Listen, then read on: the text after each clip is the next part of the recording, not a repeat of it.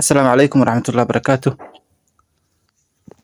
Waxaynu qaadanaa casharkii saddexaad ee chapterka saddexaad maadada xisaabta fasalka sideedaadka. Casharkan wuxuu ku saabsan yahay xidid jabaar xidid saddex jabaar iyada oo la adeegsanayo isreen. Wuxuu ku saabsan yahay xidid saddex jabaar iyada oo la adeegsanayo isreen. Casharkii labaad waxaan kusoo qaadanay xidid saddex jabaarka sida loo shaqeeyo. Kii ka horreeyay oo koowaadna waxaan kusoo qaadanay astaamaha astaamaha tirooyinka. Marka casharkan wuxuu ku saabsan yahay xidid saddex jabaar iyada oo la adeegsanayo isreen. Waxa aynu hore usoo qaadanay ama usoo baranay sida loo raadiyo xidid laba jabaarka iyadoo la adeegsanayo habka isreenta. Xidid saddex jabaarkuna waa la mid, waxa aynu adeegsanaynaa hab la mid ah kii hore ee xidid laba jabaarka. Waxaynu adeegsanaynaa sidii loo adeegsan jiray xidid laba jabaarka ayaan waxaan u adeegsanaynaa saddex jabaarka ama xidid saddex jabaarka ayaan u adeegsanaynaa. Aan qaadano tusaalooyin. Tusaalaha ugu horeeya waxaa la yiraahday waa maxay xidid saddex jabaarka 3375. Waxaa la iska rabaa xidid saddex jabaarka 3375. Maxaynu sameynaa marka horeysa? Waxaynu sameynaynaa waxaynu galeynaa xidid saddex jabaar ayaan galeynaa tiraan noo diray. Waxay ahayd 3375 ayaan xidid galeynaa saddex jabaar. Kadib waxay la mid tahay xidid saddex jabaar soo qaado. Kadib waxaad dhahdaa 3375 maxay ka timaaday 3375 waxay ka timaaday 3 oo lagu dhuftay 3 kale oo lagu dhuftay 3 kale oo lagu dhuftay 5 oo lagu dhuftay 5 kale oo lagu dhuftay 5. Intaas waxay ka timaaday 3375. Kadib waxay la mid tahay waxaa soo qaataa saddex jabaarka oo 3375 soo qaado. Kadib waxay la mid tahay waxaad soo qaadataa xidid saddex jabaarka. Kadib waxaad sameynaysaa saddexdan iyo saddexdan ayaad bil gelinaysaa. hal meel sugee oo bil ku xidh. Bil ayaa gelinaysaa. Kadib lagu dhuftay dheh 5tana sidoo kale bil geli. 5tana bil ayaa gelinaysaa. 5 lagu dhuftay 5 oo lagu dhuftay 5. Kadib isku xidh. Waxaa soo qaataa xidid saddex jabaarka 3375 soo qaado. Kadib waxay la mid tahay dheh xidid saddex jabaarka soo qaado.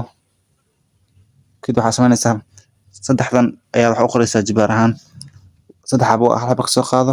Kadibna 3 kor saar. Lagu dhuftay 5tana sidoo saa ku samee. 3 xabo waay.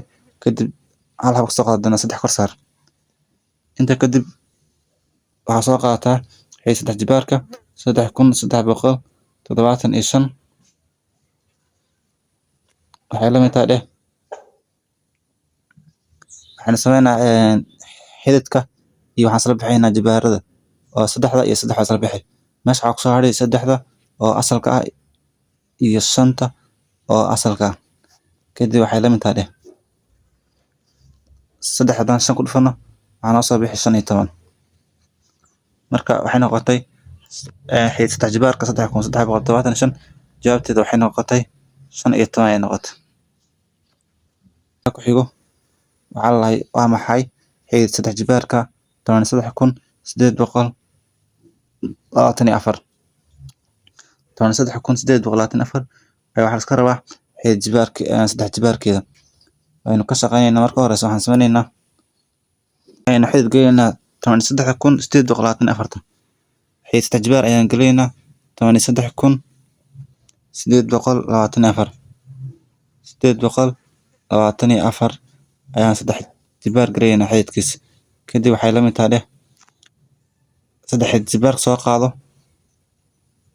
haye 13,824 xagee ka timaaday? Waxay ka timaaday labo oo lagu dhuftay laba kale oo lagu dhuftay laba kale oo lagu dhuftay saddex oo lagu dhuftay saddex kale oo lagu dhuftay saddex oo lagu dhuftay afar oo ku jibaaran saddex.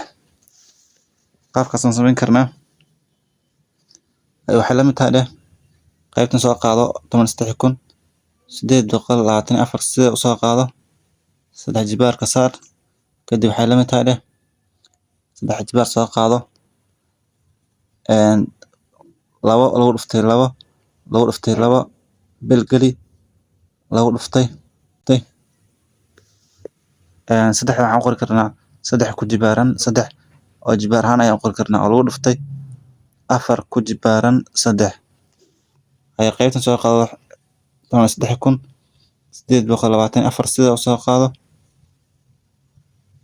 waxay la mid tahay waxay jibaarka soo qaado kadib labo waxaa qortaa jibaar ahaan waa labo ku jibaaran saddex waa saddex xabo kadib lagu dhuftay dheh saddex ku jibaaran saddex oo ku jibaaran saddex oo ku jibaaran afar ku jibaaran saddex afar ku jibaaran saddex.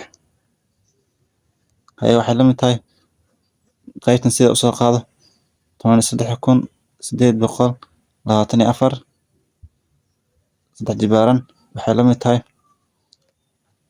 waxaa isla bixi xididka iyo jibaarka afarta saddex jibaar waa isla baxayaan. kadib waxaa noo soo hadhay labo oo asalka ah oo lagu dhuftay saddex oo lagu dhuftay afar ayaa noo soo hadhay. waxay la mid tahay labo haddaanan saddex ku dhufano waa lix haddaan afar ku dhufano waxaa noo soo bixi 24